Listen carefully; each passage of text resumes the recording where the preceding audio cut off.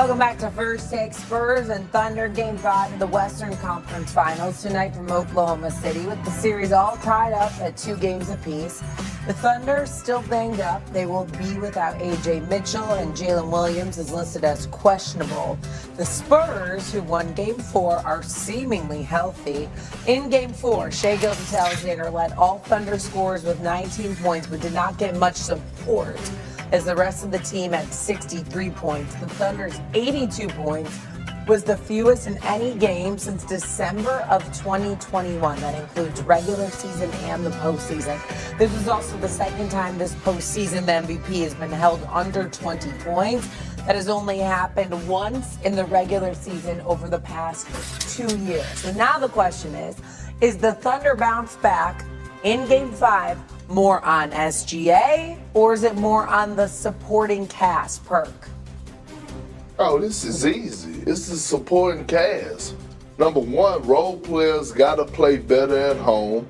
And number two, can someone tell Chet Holmgren that the conference finals has started? Please. Can somebody tell them that? And I know I've been on Chet and I've been tough on him, but rightfully so. We're talking about a guy that was an all-star this year. Matter of fact, I believe he might have made an all-NBA team if I'm not mistaken. I may be wrong on it. I think it's third. Oh, huh? I think Okay. NBA. He made third team all-NBA. And in the semifinals, before the conference finals started, Chet Holmgren was averaging 20 points, shooting 61% from the field. You know what he's averaging right now in the conference finals? 11 points. Forget the fact that he's not checking Wemby. I don't even care about that at this moment. With no A.J. Mitchell, no J-Dub, at least try to be aggressive, bro. Try to be aggressive. You're a second option. You're one of the most versatile bigs that we have in this game. Stephen A. Cam, did y'all see SGA post-game interview the other night? When they asked him about how can they get Chet going and, how can Chet insert himself more in the offense? SGA was speechless. He was speechless. You know what that told me? Is that he didn't want to throw his guy under the bus and say, well, we actually want Chet to be aggressive. We waiting on Chet to show up as well. I'm not saying SGA told me this. I'm telling you that's what I got from the interview. Chet Holmgren has to rise to the occasion. There's no other way around it. Let me say this about Chet Holmgren real quick, just to piggyback off of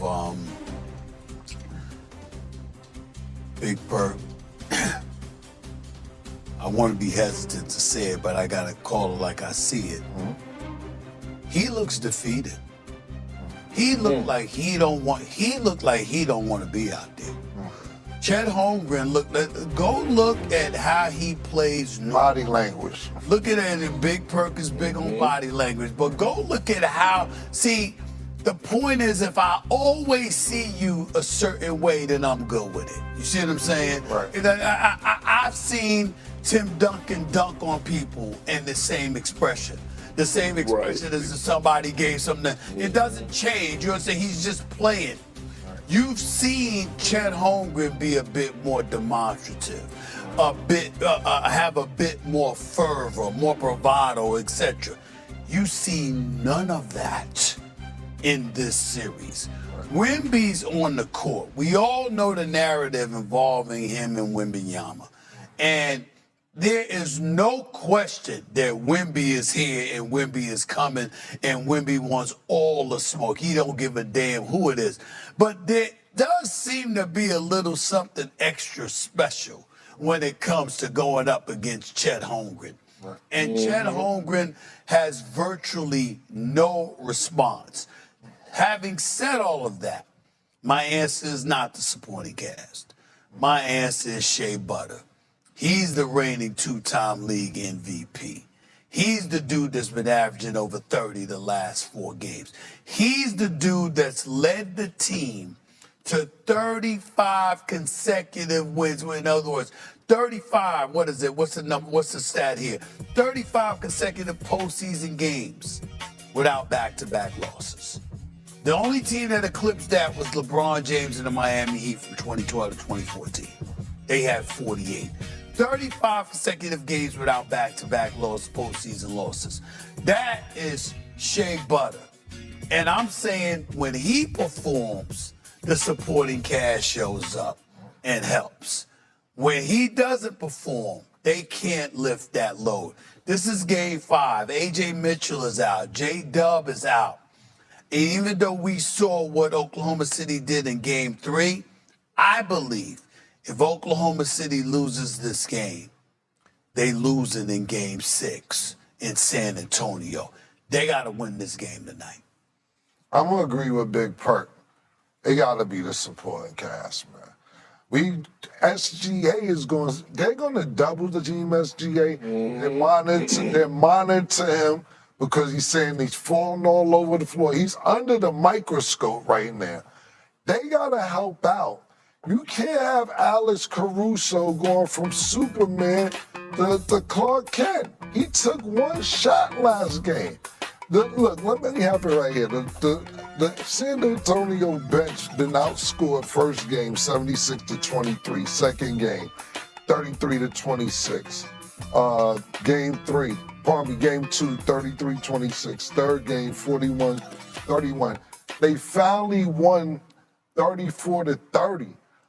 Last game. It has to be the supporting cast. And to add on to what you're saying, Stephen A., and of course you, Big Perk, Chet, what you want to do, man? Wemby want problems, and he's letting you know he wants problems. He wants problems. And I know we allude to talking about the Junior Olympics on how Chet beat Paris by 2 points, so on and so forth. Just add a little more context to that. They came with a younger squad. People don't realize that Chet is a couple years older than Wemby as well. Wemby also felt like, yo, they got the 19-year-olds, we 17. It's revenge time, Chet. And that's how he feels about it. Do something about it to help your man out. I'm agreeing with you, Perk. I feel where you coming from, Stephen A. But Shea is going to get different looks on defense where they're going to have to help him out. Somebody got to do something. Different looks that he's going to get. He's managed to overcome them all of these years. He better find a way to overcome them if they're going to win this series. Well, look, you don't got AJ. You're saying if all you got to do is double him, if all you got to do is double him, and that's all it takes, then guess what? Y'all ain't going to win. Y'all ain't going to win. He's going to find a way. Okay, well, we would all expect. He'll be dishing. I think he's going to have to because the focus is going to be so much on him defensively. He's got to trust the pass, and his teammates have to start making shots. Aaron Wiggins was talking about you, Isaiah Joe, Jared McCain. You guys have got to hit these shots because, as you see right here, that defense is going to be swarming all around the two-time MVP. Switching to the Spurs, why do you think Stephon Castle also has 7 or more assists? Because that's what he's been doing in this series. And by the way, that's the best play in basketball. Throw it up to Wemby. Yeah. I mean, that's how you get a lot of assists. Just throw it at the rim. As we're showing here, this is not Magic Johnson type stuff, but also knocking down threes. He's averaged 8 assists per game in this series. He's done a really good job on the defensive end, but also in addition. Wrong question, Grin. He should be asking, should he have 7 or more turnovers? Well, he's got to try not to Take do that. the under. How about Wemby, 26 points? You're going over. Yeah, this seems easy. He's averaging 30 in the series. He had 74 points in the 2 wins. If they're going to win, he's got to score.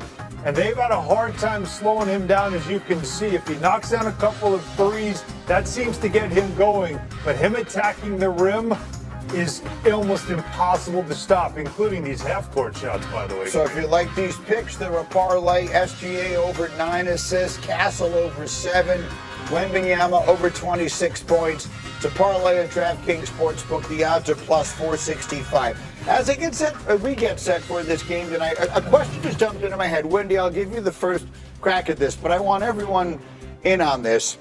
So the Oklahoma City Thunder, they win the championship last year. We talk about how young they are, all of that, and we have any number of conversations about how this is the beginning of a dynasty.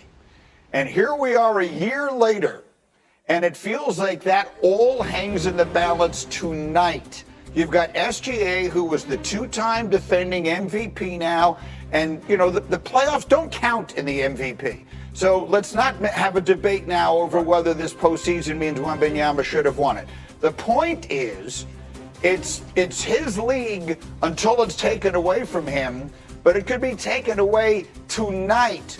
Windy, do you feel like that kind of pressure exists for Shai Gilgeous-Alexander and OKC in this home Game 5 tonight?